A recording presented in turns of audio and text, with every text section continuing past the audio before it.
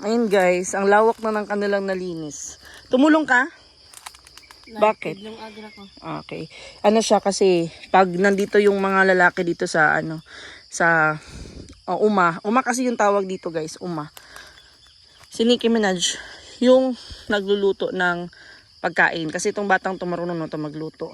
Kanin, ulam. Nagluto ka ng saging kaya hindi siya nakatulong. Pero si Inting tumulong. Oh, tumulong si Inting. So, pag wala ako dito, si Nicki yung nagluluto ng pagkain. At guys, tignan nyo yung mga dragon fruit nakita na. Kasi kahapon wala ako dito whole day. So, si Nicki, tsaka si Inting, si Tipen, si husband ko yun nandito. Ano kaya yung kawayan na yan? Ayun o yung dragon fruit, sobrang payat niya. Bakit payat siya guys? Kasi madaming damo, hindi siya nalinisan. Siguro, yung mga kawayan na yan, may dragon fruit yan. Hindi lang talaga siya nabuhay. No, ayan o. Sobrang payat ng dragon fruit. Mabuto na lang kasi nalinisan. Siguro babalik din yan sa sa dati. Yun yung mga tananim ni mama. Babalik din yan kasi nalinisan na. Alam niyo maganda dito. Maganda yung lupa dito sa lupa ni kuya. Yun oh. Pag nalinisan na to, maganda na to tignan. Hindi muna inuna tong mga maliliit. Inuna muna yung mga yung mga tataas. Tapos yan guys, gagawin niyang panggatong. Hindi yan masayang. Lang, maganda sana kung may dito, may kambing para hindi na yung mga madre di cacao. Madre di cacao na naman. Yan. Sabi ko kay kay husband ko na tayo ng bahay kubo dito para at least nandito tayo sa andito tayo sa taas. Meron tayong pahingaan dito. Sabi ko gumawa ka kahit yung lang, hindi naman natin kailangan gumastos ng kahoy kasi marami namang mga bilog na kahoy dito and then may kawayan din. Sabi ko kahit yung kawayan na lang yung bilhin natin siguro. Ayan may malunggay dito. Ayan kahit dito kasi para overlooking. Maganda yung view dito. Ayan, may malunggay din dito. Dito kayo patanim yung ibang malunggay. Ayan. Hanggang doon kay kuya po yan. Doon sa taas kay kuya. Malawak to kasi 5 hectares. Sobrang lawak nito. Ay, may mga dragon fruit pa dito for sure. Sana pala dito ko tinanim yung ibang pinya. Kaso hindi pa kasi malinis. Yung ibang pinya doon, yung mga pinya na kinuha ko doon. Sa taas, nandun sa baba, doon ko tinanim. Saka na lang kasi manghingi pa ako ng ng mga pinya. Ay pwedeng itanim na sana kayo yung ibang dragon fruit dito guys. So suot tayo. Nikeli ka dito day. Tabi apoy. So ito lang talaga yung mahirap dito sa lupa ni kuya kasi puro bato. Ay hindi naman puro bato.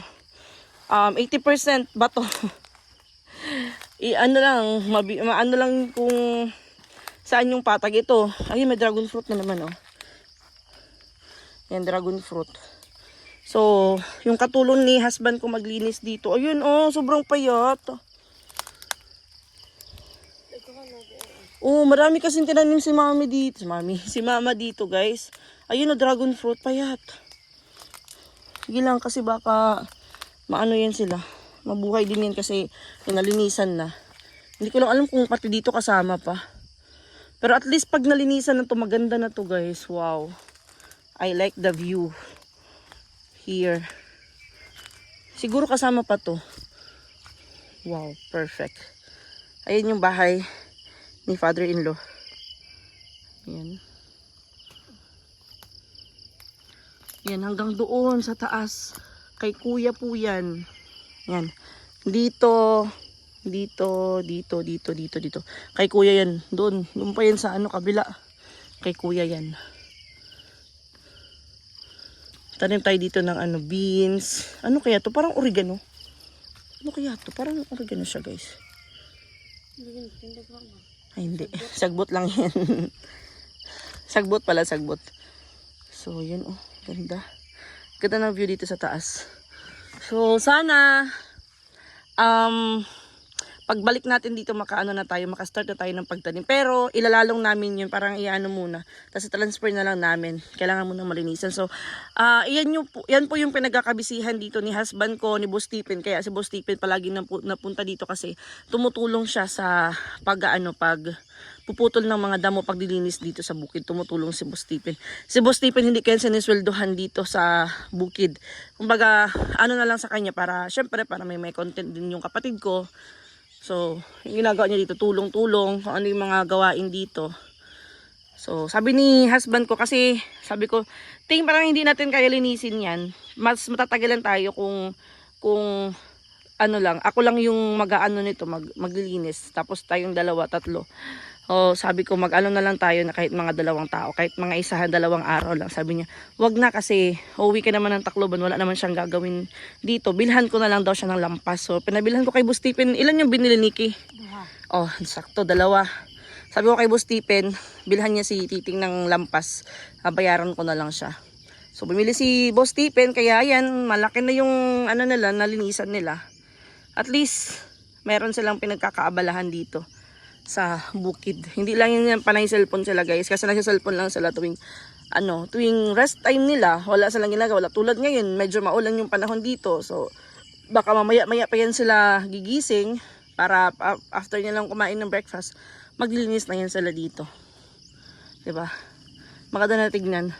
So yun lang muna sa ngayon guys, see you next week or kung kailan tayo uuwi dito sa bukid. Magbabakasyon muna kami ni Nicki Minaj. Magbakasyon muna si Nicki Minaj. Deserve niyang magbakasyon bago magpasukan.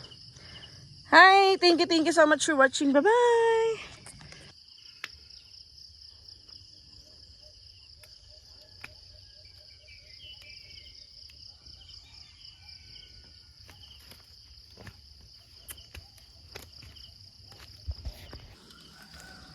Balik na kami. Ito pag nadagta to guys, pag uminit lang, pwede na tong anuhin. Pwede na tong maano na to, masunog. Tapos yung kanyang abo, maging ano na yan, fertilizer. Okay. Hindi naman ano to, hindi naman to matigas. Yung mga damo dito hindi matigas. Ayun na, nakabundok na. Taniman yan ng talong, beans, pechay, sitaw, sitaw, patola. Yan. Balik na tayo. Ako naman yung magkakamera sa'yo, Nikki. Ikaw naman magsalita. Ikaw naman yung magsalita. Bye na guys. Bye-bye. Dulas. Dulas yung daan. Pababa.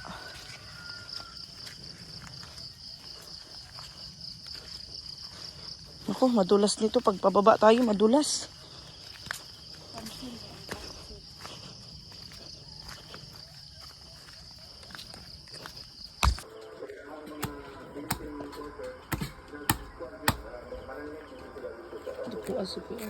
Dapat mukhaon ka nagkuhan lang ka ng fresh para resistensya kayo.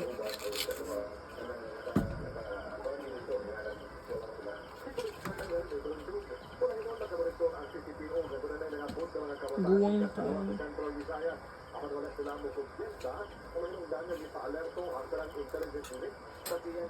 Ang haliwalog doon sa publiko masarangan sila kapag bantay na tumador ay kadudahan. Gawing maayong ang utawag dayon sa pulis para matanggan dayon nila sila sa pagdagan.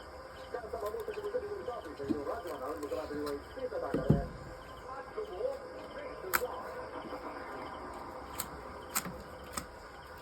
kaya dahil pag-uwan? Yun lang mga masababong. Sa pag-uwan.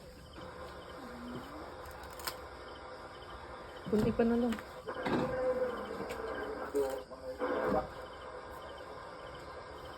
Ano?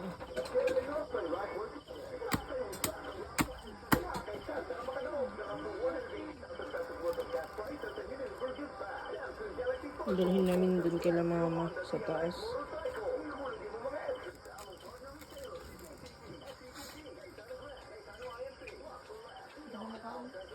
Kaon na nito. Malagbong na tayo kahon na magkaon.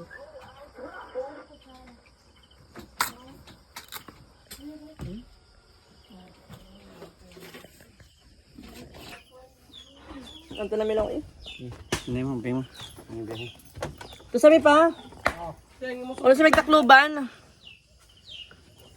Ang pabo dito pang alam. Oh. Nikki. O si Kayla.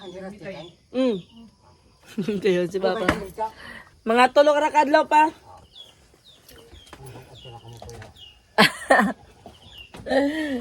Di ba oy? Sabi lang. Love mami. Bakasyon sila, bakasyon. Mama Inteng. Kiss Mama Inteng. Naanam sila ko ano no, nasa doon. Pista. Teng, kiss Mama Teng.